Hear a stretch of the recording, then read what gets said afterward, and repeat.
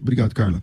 Ele que é das Testemunhas de Jeová, na cidade de Mauá, no ABC, Testemunhas de Jeová há mais de 30 anos, já serviu como servo ministerial por 10 anos, é um tipo de diácono, mais ou menos, não é bem diácono, mas só para a gente entender a equivalência, e é estudante da Bíblia, como as Testemunhas de Jeová gostam de ser chamadas. Bem-vindo, Francisco, de volta à nossa mesa de debates.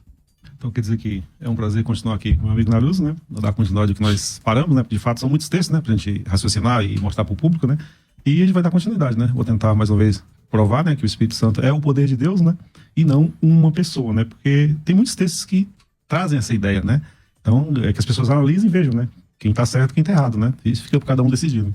Com a gente também, pastor Tiago Naruzzi, pastor auxiliar na Igreja Presbiteriana e mestre em Teologia, tem pós-graduação, várias pós-graduações, várias graduações na área da Teologia. Bem-vindo mais uma vez aqui, reverendo Tiago, muito bom te receber, meu irmão. Pastor César, muito obrigado mais uma vez, né, estar participando aqui, junto com o Francisco. E como foi da primeira vez, eu espero que nós tenhamos aqui momentos de muita reflexão, né? E de esclarecimento para aqueles que ainda possuem dúvidas ou que não possuem dúvidas, mas não conseguem argumentar contra a visão oposta, né? O Espírito Santo, na sua opinião, é uma pessoa? Uma pessoa. Ok. Quero agradecer ao reverendo Nilson, que me mandou aqui essa camiseta, olha que legal. Tá aí, ó. Escola Teológica Sã Doutrina, da Igreja Presbiteriana de Pinheiros, escola que ele também trabalha. O reverendo Nilson que já esteve com a gente aqui. Se Deus quiser, logo, logo estará junto conosco aqui novamente. Obrigado pelo presente, Deus. E acertou o número, né? Porque aqui, aqui o tamanho é diferenciado, né? Tal. É de adulto. Eu começo aqui com o Francisco. Francisco, voltando então, né, já que é uma segunda parte, como você defende a ideia de que o Espírito Santo é uma força, um poder, mas não exatamente tem características pessoais? Isso, então eu vou defender assim de maneira. Acho que nós paramos, né? Acho que ficou uma pergunta do Naruso, né? Acho que ele lembra, né? Foi na questão do Paracletos. Lembra lá? Você falou que, Francisco, como que o Espírito Santo não é uma pessoa, né? Mas a questão do Paracletos, todos entendem ali que ele é um ser, né? O ajudador e etc, né? Mas eu tenho comigo aqui a gramática de Daniel Wallace. Quem tiver ela pode ver depois, né? Na página 331, ele abole totalmente essa ideia, né? Isso é o mestre da gramática, Daniel Wallace, né? Vou ler alguns pontos aqui, o que ele diz sobre essa questão do Paracletos. Ele falou assim, ó, o uso de ekeinos é frequentemente considerado por estudantes do Novo Testamento como uma afirmação da personalidade do Espírito Santo. Tal ideia baseia-se no pressuposto de que o antecedente ekeinos e pneuma é um pronome masculino. Ekeinos é usado em João 14, né? 26, João 16, 3 a 14, referindo-se ao substantivo neutro, pneuma, a fim de enfatizar a personalidade do Espírito Santo. Ó. Mas isso é um erro. Aí ele continua.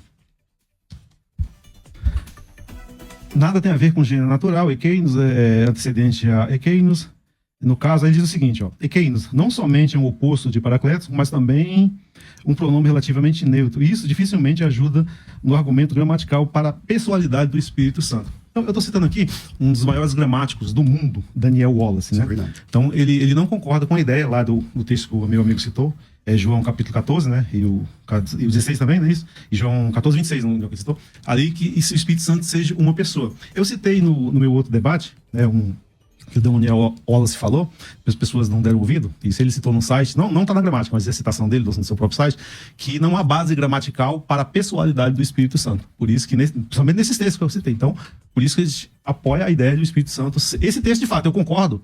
Se não tivesse base para o Daniel estar dizendo isso aqui, ficaria difícil de provar, né? Mas eu uso como base o que o Daniel Wallace falou e a gente sustenta disso, porque não há base gramatical para a pessoalidade do Espírito Santo. Ok, Tiago, realmente o Daniel Wallace é uma grande referência do texto grego, né, da gramática grega. Vamos lá, tá contigo. Tá, o senhor usou João 14, 16. Não, 26, 14, 26. Tá. Qual é o termo no grego que o senhor está referindo-se aí, por gentileza? O termo esse, na Bíblia em português, que é a palavra ekeinos. Ok, tá. Mas, na verdade, só para a gente, então, fazer uma pequena correção, porque minha argumentação não teve fundamento no pronome demonstrativo, tá? Teve em cima da palavra paráclitos. Verdade. Tá? Só para lembrar. Então, se a gente tiver que começar por essa discussão, então vamos por ela. A palavra paráclitos, sempre, de forma indistintamente, não só isso, se você estudar a cultura judaica, você vai ver que ela sempre foi usada para definir a pessoalidade a quem se refere. Nós temos 5 usos desta passagem, ou melhor, dessa palavra, no texto bíblico. Todas elas referindo-se ou a Jesus Cristo ou ao Espírito Santo. E uma muito importante, até para que a gente veja essa questão do termo sendo relacionado à pessoalidade a quem se refere, é 1 João 2,1, que vai dizer, filhinhos meus, estas coisas vos escrevo para que não pequeis. Se, todavia, alguém pecar, temos um advogado, temos um paráclito, referindo-se a quem? Jesus. A Jesus Cristo. E aí quando você pega os outros textos em que ele diz que o outro paráclitos, alos paracletos ou aros paráclitos, ele está referindo-se a um outro ser pessoal que daria continuidade naquilo que Jesus Cristo fez enquanto estava encarnado aqui conosco. Então, só para a gente fazer essa primeira correção. E aí eu devolvo uma pergunta. O que precisaria, ou quais são as delimitações para que a gente pudesse, então, considerar o Espírito Santo uma pessoa? O que falta a ele? Continuando aqui, na resposta aqui sobre o Daniel, aí, mais ou menos o que você falou, o Daniel, ele remata, né? É o seguinte, ó. Embora alguém, como você está falando, queira afirmar a pessoalidade do Espírito Santo, né? Em vista nessas passagens, a visão deve ser baseada na natureza de um paráclitos e nas coisas ditas do Consolador, não sobre quaisquer paráclitos, as coisas ditas do Consolador, caso, desculpa, quaisquer dimensões gramaticais supostas. De fato, é difícil achar qualquer texto, né? Gramaticalmente se refere ao gênero masculino. Então, ele diz o seguinte, que não tem como, em João 6, João você citou, 14:26, né? Ali ser uma pessoa, porque a gramática não apoia a ideia simples, é o Daniel Wallace que está dizendo. Tá. Né? Só me perdoe, mas só para deixar claro aqui, ele disse, a argumentação dele é em cima da palavra paráclitos. Isso. E a sua analogia é em cima do pronome demonstrativo esse. Então vocês estão fazendo coisas distintas. Porque quem tá ouvindo a gente, parece que estão discutindo a mesma palavra. Não. Ele propôs a palavra paráclito, dizendo, ó, o paráclito, aquele que consola, geralmente é uma pessoa na Bíblia. E aí você foi pro texto onde tem a palavra paráclito, é verdade, mas você não está fazendo uma análise em cima da palavra paráclito, mas está fazendo a análise em cima da palavra esse. Que até em português pode significar uma pessoa ou pode significar um objeto, por exemplo. Né? E é exatamente só isso, o pastor César. Mas aí a palavra está com ele. Tá. Então, aí continuando aqui, aí você me perguntou porque... Desculpa, a pergunta você fez? O que falta, o que daria uma pessoalidade ao Espírito Santo? Não tem como dar pessoalidade ao Espírito Santo. Então, mas o que lhe falta, só para eu entender? Sim, a Bíblia não apoia essa ideia, porque os textos que eu vou ler, os outros textos, porque senão a Bíblia vai se contradizer. E nós concordamos que a Bíblia não é a palavra de homens, é a palavra de Deus. E a palavra de Deus, ela não é contraditória, entendeu? Baseado nos textos que eu vou ler aqui, vai reforçar essa ideia de que o paráclito não é um ser pessoal. O que faz de Deus uma pessoa ou não uma força? Deus. Isso. Sim, Deus ele tem personalidade, né? O que caracteriza a personalidade ou a pessoalidade de Deus? Por exemplo, o amor, o poder, certo? Então, o amor é um atributo que faz o ser de Deus uma pessoa. Uma pessoa também. E o Espírito Santo não é descrito também como sendo aquele que coloca no nosso coração o amor de Deus? Sim, mas no caso, porque na Bíblia também há personificação. Então, as pessoas hoje confundem personificação com pessoalidade. Posso entrar nos textos para fazer a pergunta? Seguinte, por que eu não concordo? Eu posso só rebater esse texto da gramática? Não, pode continuar. Porque eu também tenho essa gramática. Na verdade, o que ele está defendendo é que não seria correto defender a pessoalidade do Espírito Santo única e exclusivamente com base no pronome demonstrativo. Quando o senhor leu depois, tanto que o senhor parou de ler, o senhor falou assim, mas aí ele traz o paráclitos para discussão. Aí ele vai afirmar, o senhor pode ler depois. Não, sim. Ele vai afirmar que o paráclitos sim... Para o Daniel Wallace, o Espírito Santo é uma pessoa. Exatamente. Então, vamos... Se o senhor quiser a gente ficar só nessa gramática, a gente pode ficar, mas a gente tem que ler o parágrafo inteiro. Porque ele começa dizendo apenas que o pronome demonstrativo não pode ser uma base absoluta para esta afirmação. Todavia, entretanto, quando ele diz respeito ao paráclitos, que é onde eu estou fundamentando aqui a minha defesa, ele diz que sim, é uma base consistente, inegável da pessoalidade do Espírito Santo. Sim, então eu tenho o site dele lá, então por que ele diz que gramaticamente o Espírito Santo não pode ser provado a pessoalidade do Espírito Santo? Mas tá aí o texto, só a gente lê. Mas ele diz, em outros, o que eu li anterior no outro debate, ele fala que gramaticalmente o Espírito Santo não pode ser provado pessoalidade. Depois a gente pode colocar as fontes, né, lá nos comentários, porque a gente poderia começar por esta gramática que o senhor leu de forma parcial. Não, é a opinião do Daniel Wallace. Não, a opinião do Daniel Wallace não é essa. Então, e o que eu citei lá no outro, como é que fica? Que ele diz que não há base gramatical para a pessoalidade do Espírito Santo, então ele está se contradizendo? Então, na verdade... Então, calma aí, vamos de novo, ó. Eu acho, Francisco, vamos ver se tá claro. Ele está defendendo a personalidade do Espírito Santo em cima da palavra paráclitos. O que é um paráclito? É aquele que... Porque Jesus é tido como paráclito, o Espírito Santo é tido como paráclito, Deus é tido como paráclito. Mas ele está dizendo que se o Espírito Santo é paráclito, então ele tem que ser uma pessoa. Porque é preciso intelecto para ser um paráclito. Ele é um advogado, Exatamente. ele é alguém... Ok. Essa é a defesa dele no outro debate. Aí o senhor trouxe o texto do Daniel Wallace no mesmo versículo, mas ao invés de o senhor fazer análise em cima da palavra paráclito, o senhor está fazendo... onde o Daniel Wallace diz, lá nesse texto aí, nesse documento, ele fala que é uma pessoa... O senhor está fazendo uma análise em cima do pronome demonstrativo esse. Quando ele fala esse paráclito, esse consolador que virá e tal. Então, em cima da palavra esse, de fato, não dá. Até em português, esse homem está falando de uma pessoa, esse telefone está falando de um aparelho. Então, é o que o Daniel Wallace está falando, mas só para o leigo que está ouvindo a gente falar, então, ele provou que não é. Não, em cima da palavra paráclito seria a discussão. Em cima da palavra paráclito, esquece o esse. O senhor entende que paráclito é um ser pessoal ou não? Não, eu entendo que seja apenas uma personificação. Tá?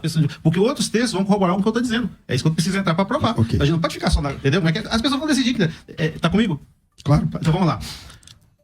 Se você quiser acompanhar, por gentileza aí, ou quem quiser, vou ler da Bíblia de Jerusalém, Lucas, capítulo 18, versículo 14. 4, versículo 18, desculpa aí. 4:18. 4:18, né? Fala assim, ó.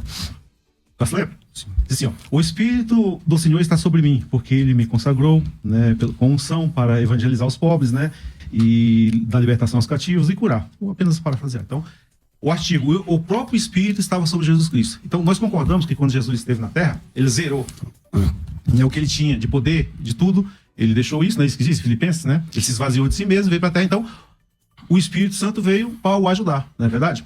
Uma das coisas que o Espírito Santo fez Jesus fazer era curas. Nós concordamos com isso plenamente, né? Era o próprio Espírito que estava falando de Jesus. Quando nós lemos aqui um pouquinho mais na frente, em Lucas 41 diz assim: e os doentes vinham. Lucas o quê? 40? Lucas 41, né? E todos eram curados. Então, 4:40. né? 4:18, tá. Depois do 41, 42, okay. Fala que todos aqueles que vinham eram curados, né? Então Jesus curava todas essas pessoas por meio do Espírito Santo. Aí quando a gente vai um pouquinho mais na frente aqui, ó, lê Lucas, de novo, Lucas não vai, você pode acompanhar.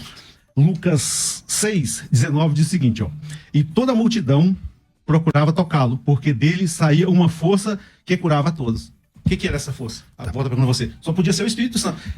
Não resumindo, né? Então a Bíblia, ela explica assim mesmo. É só você fazer essa ligação. Lucas 18:41, e fala que essa força que estava nele. Então não pode ser um ser. Fala que é o próprio Espírito que saiu dele que curava as pessoas. Então vamos trabalhar nessa mesma tese do testemunho interno das Escrituras, né? Eu vou fazer uma pergunta, se o senhor puder me responder, só para que eu prossiga aqui na minha argumentação, tá? Uhum. Jesus Cristo é Deus, o Filho de Deus ou não? O senhor vai entender depois o porquê que eu estou perguntando isso. Não, Jesus é o Filho de Deus. É o Filho de Deus. Ele é Deus? Não como o próprio Pai. Não como o próprio Pai. Exatamente. Então esse texto que o senhor está me dizendo está fazendo menção ao Espírito do Senhor, e para o Senhor é uma força ativa, não uma pessoa, correto? Isso. Como que o senhor me explica, então, por exemplo, vamos pegar um texto aqui, 1 Pedro. Deixa eu pegar ele aqui. 1 Pedro 1:10. Deixa eu abrir aqui. Diz assim a palavra do Senhor: foi a respeito desta salvação que os profetas indagaram. Que profetas? Do período do Antigo Testamento. E inquiriram, os quais profetizaram acerca da graça a vós outro destinada. Como? Investigando atentamente qual ocasião ou quais circunstâncias oportunas, indicadas por quem? Pelo Espírito de Cristo. Esse Espírito de Cristo aqui, se for uma força, e esta força refere-se ao Deus que vocês chamam de Jeová, então Jesus Cristo aqui, inclusive, é Deus. Porque o texto está chamando ele aqui de Espírito de Cristo, fazendo a menção ao que nós estamos discutindo, Espírito Santo. Como é que o senhor interpreta aqui? Quem é esse Espírito de Cristo? Ou o que é esse Espírito de Cristo que levou os profetas do Antigo Testamento a investigar as profecias para saber em qual momento oportuno o Filho de Deus se manifestaria? Que Espírito é esse? O Espírito Santo de Deus estava sobre Jesus Cristo. Então Jesus Cristo é Deus? Não, a gente está discutindo sobre a questão. Mas é uma questão lógica. Ou se Jesus é Deus, não. Como que tem lógica, está falando? Lógico que tem lógica. Deixa eu tentar explicar aqui.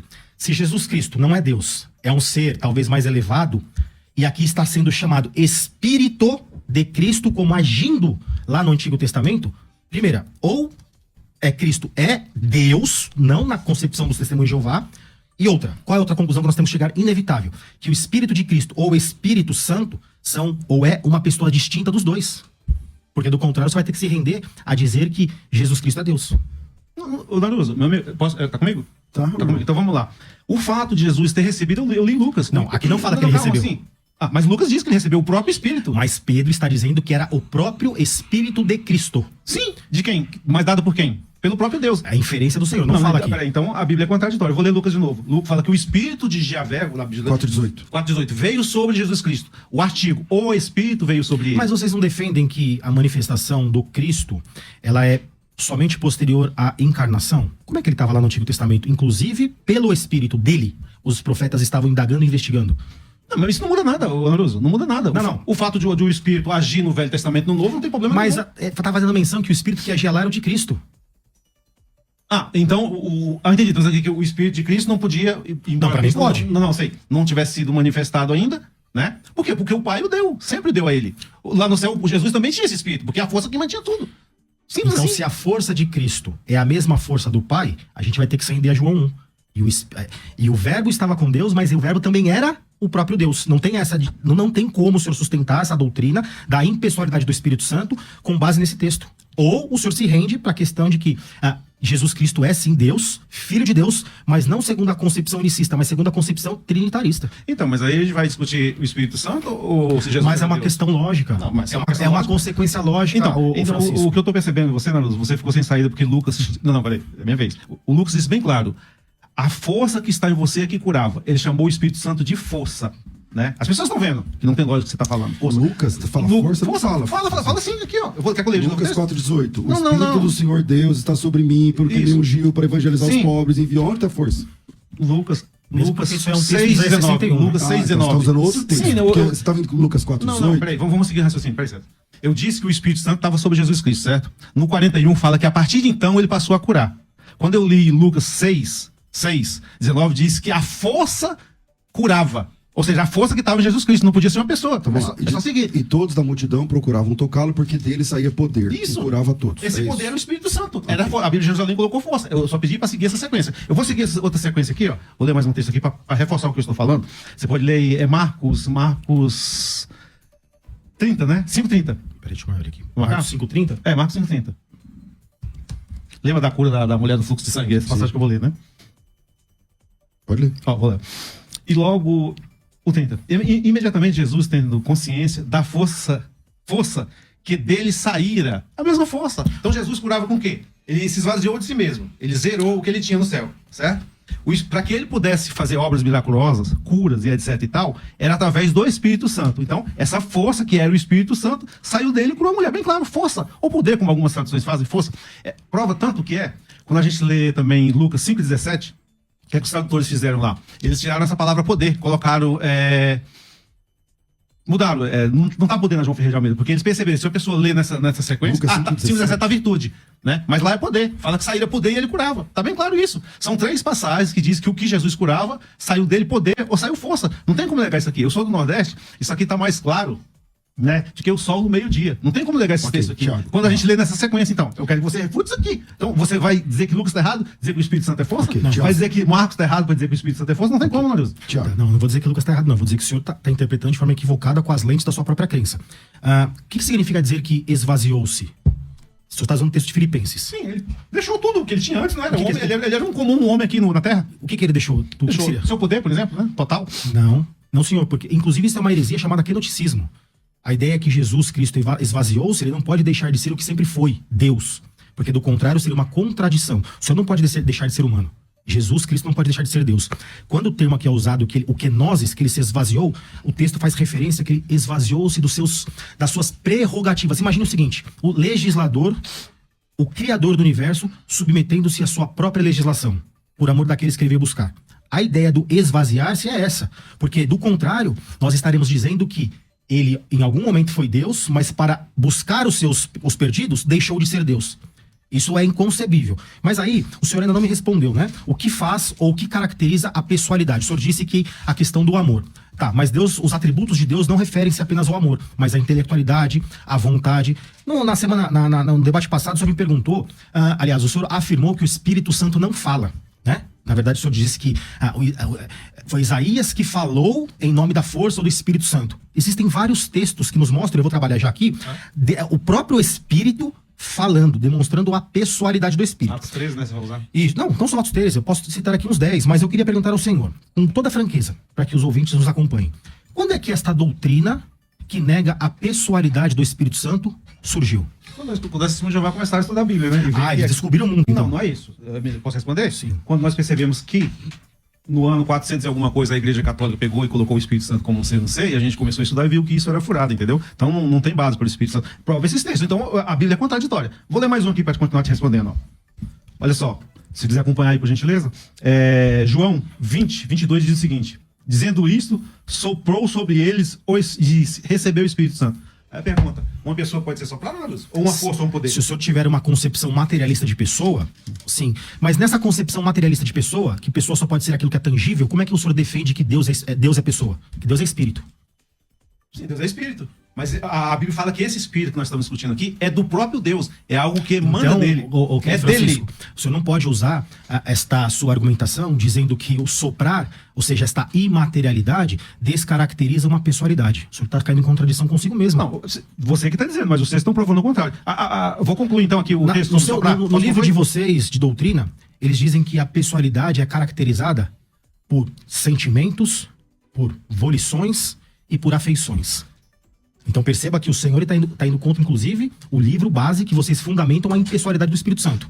Posso responder? Pode. Então, mas no caso aí, é porque vocês confundem personificação com pessoalidade. É simplesmente isso aí, né? Aí, continuando aqui, ele soprou o Espírito Santo, né? Vamos lá. Quando a gente vai em Colossenses, não vou usar a tradução do Novo Mundo que vocês dizem que ela é furada, né? Não há necessidade disso. Ó. A Bíblia de Jerusalém, a Bíblia mais erudita que tem, né? Acho que você concorda comigo. Então, citando... De onde vocês tiram essa ideia de que a Bíblia de Jerusalém é a melhor Não, de é um todas? mandato, eu falei.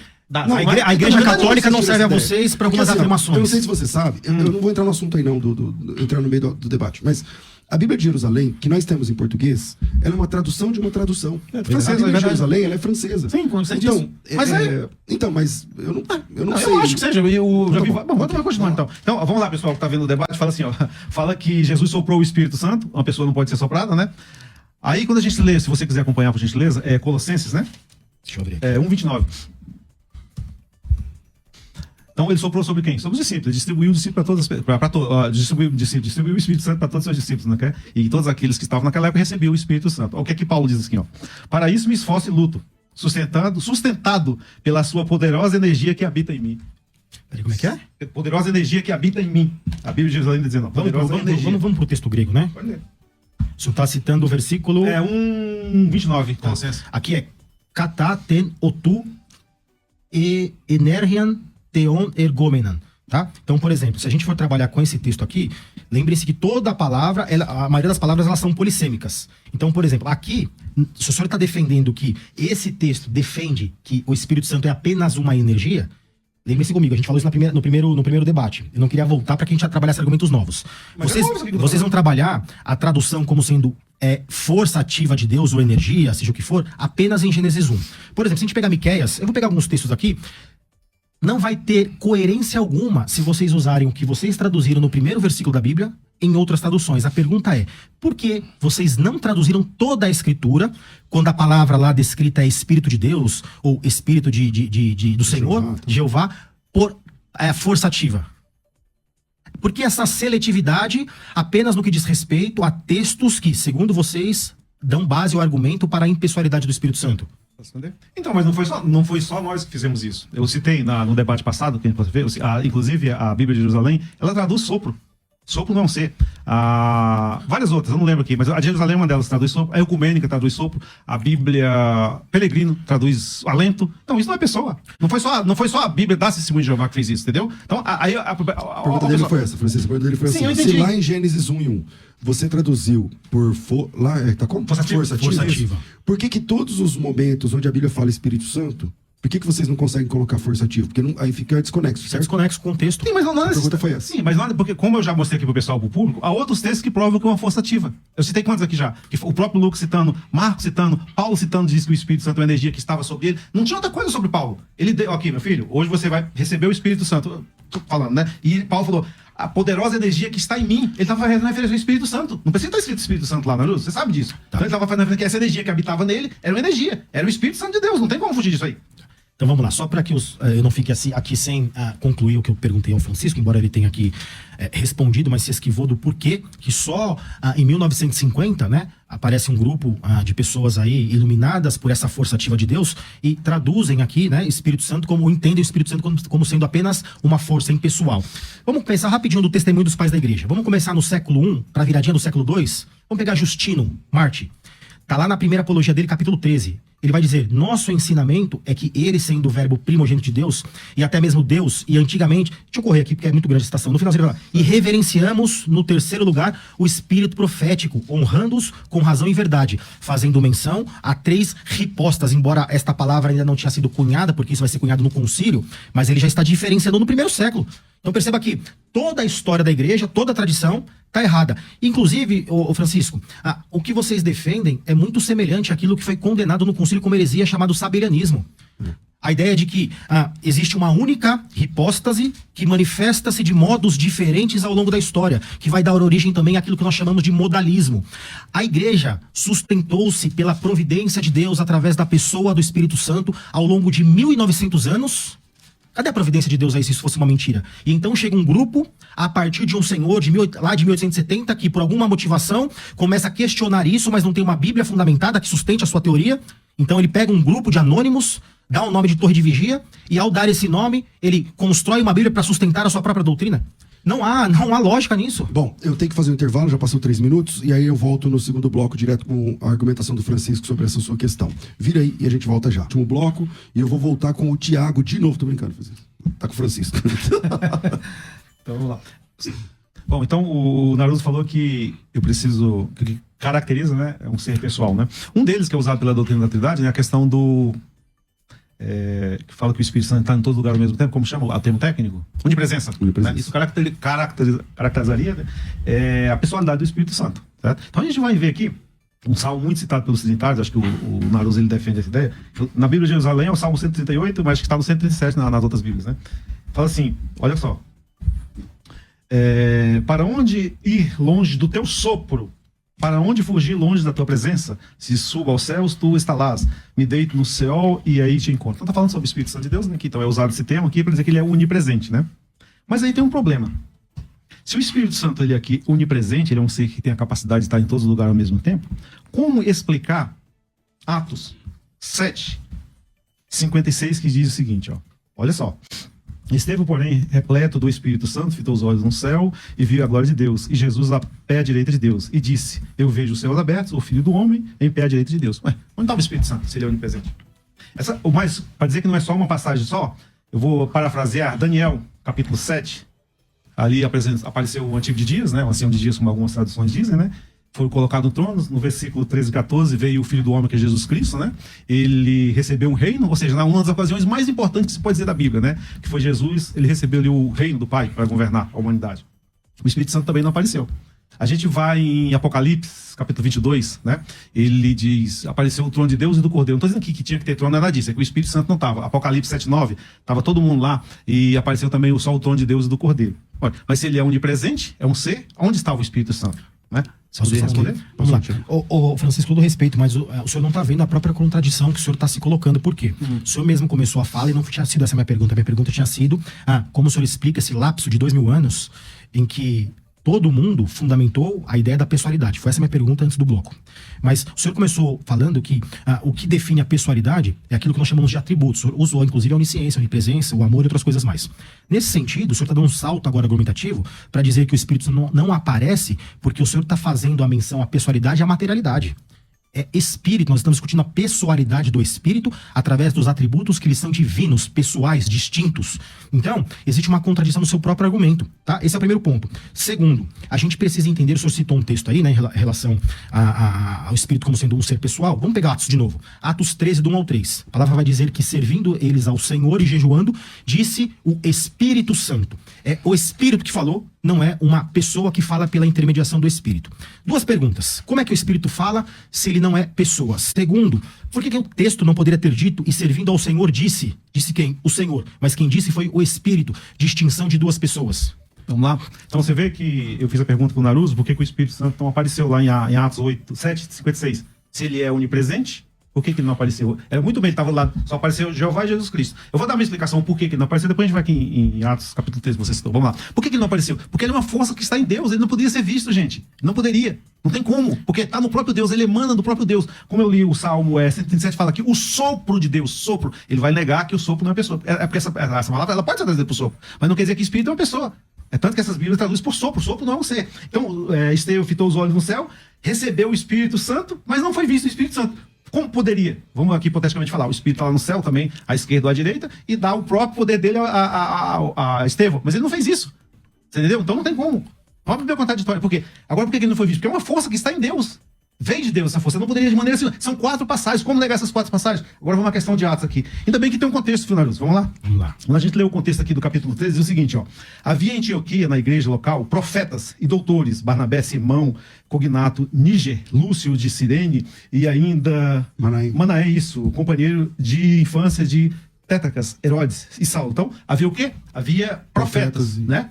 Aí o texto diz, e disse o Espírito Santo. Quando a gente volta um pouquinho, o texto que a gente está na outra passagem, olha o outro profeta aqui. Um deles você pode ler Atos 11, 27 e 28, diz o seguinte, naqueles dias, alguns profetas, os profetas, né, desceram de Jerusalém e apresentou-os um deles, chamado de Ágabo, ao qual começou a anunciar por meio do Espírito. Então, quando diz que o Espírito Santo diz, logicamente que era através dos profetas, gente. Ele não teve uma voz audível do céu, como no caso lá do pai. Olha, esse é meu filho amado que tenho aprovado. Não foi isso que aconteceu. Ele disse através dos profetas. Ele entendeu que era o Espírito Santo que tinha induzido ele a falar alguma coisa e seguir. É isso. Através do Espírito... Não, aqui diz, por meio. Vamos usar a palavra por meio, né? Por meio, então. E o que é por meio? Sim, por meio de alguém. Sim, por meio de alguém. De uma pessoa. Não. A se força não é uma... induziu ele a falar, é diferente. Então vamos lá. Se não é uma pessoa, qual é a necessidade de batizar-se em nome do Pai e cai, do Filho e cai, do Espírito Santo?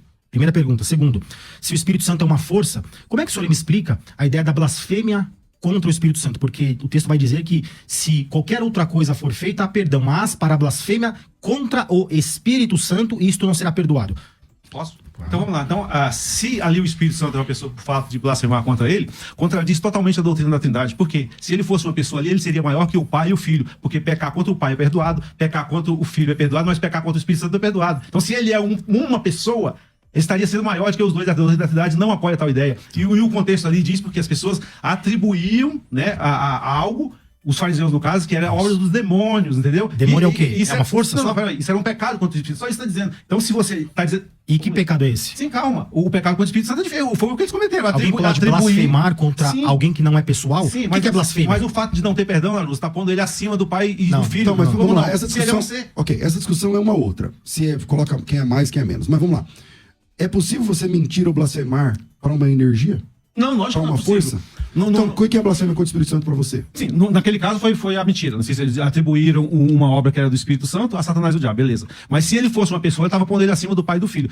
A Bíblia... Mas se ele não é uma pessoa, como que você blasfema contra uma força? Não se pode blasfemar de maneira como eu fosse. Eu concordo com você. Então, Por isso... mas é possível blasfemar contra o Espírito? Então, peraí. Então, vamos lá. Posso responder? Então Posso responder? pode responder, mas deixa eu fazer a pergunta então, pra você Eu entender. não entendi a sua pergunta. Então, você não entendeu. Acho que entendi. Não, você acha que você entendeu. Tá bom. Se o Espírito Santo é uma força e não é possível blasfemar contra uma força, a pergunta é, como é que a pessoa blasfema contra o Espírito Santo? Então, aí eu vou responder. Então, você admite, que no caso está defendendo o Laruso aí, formulou a pergunta para ele, você admite então que se blasfemar ele aí contra o Pai e contra o Espírito Santo não tem perdão? Não tem perdão. Não, contra o Pai e o Filho. O Pai e o Filho tem perdão. Tem perdão. E contra o Espírito Santo não tem? tem. Então ele é maior. Você admite isso aí também? A gente pode marcar um debate para discutir você isso. admitir. Mas a pergunta é, como é que assunto. uma blasfema contra uma força de Deus, segundo a concepção dos TJs, é mais horrível, horripilante aos olhos de Deus do que ao próprio Deus? É a Bíblia que está dizendo. Não, é a sua interpretação que está dizendo isso. Então, mas você também dá a sua interpretação. Por que a minha está errada? Eu tô pedindo pro Então, senhor... mas a Eu pergunta, expliquei. a pergunta Se base... você admite então que ele é maior do que o Pai e o Filho? De forma alguma. Então, pronto. A pergunta, Isso é um patripacionismo, uma heresia também A condenada. pergunta base é possível mentir ou blasfemar contra uma força, uma energia, Francisco? Não, Por que isso é pecado? não, porque quando a Bíblia, eu já usei vários exemplos de personificação aqui, certo? Apenas está personificando o Espírito Santo em várias passagens. Então, eu não posso Peraí, tá personificando o Espírito Santo quer dizer que é uma pessoa, né? Se personificar é diferente. Não, personificar personalidade. é transformar em pessoa. Não. O que é personificar? É dar Personalidade. características Pessoais. pessoais. Exatamente. Então, personificar Isso é comum na é Bíblia. trazer características Isso é comum na pessoais. Bíblia aqui, eu vou levar várias passagens que isso é comum na Bíblia. E os outros textos, como é que faz? Nós vamos negar todos os outros textos aqui, que eu já citei? Estão todos errados contra um só? Aqui, ó. Vamos lá. A Bíblia fala que... Romanos 15, que... São testemunhas. Fala que Miqueias 6:2 diz que os montes falam, que os céus declaram. Não, nem por isso são pessoas, isso é personificação. Trata algo como se fosse alguém, isso é comum na Bíblia. Agora, todos esses textos que eu já citei, todos esses, então nenhum vale alguma coisa. O último que eu citei aqui, que não foi visto o Espírito Santo, que é a onipresença. Então, vocês isolam todos esses textos e se apegaram só nesse aí, que aparentemente dá a entender isso, entendeu?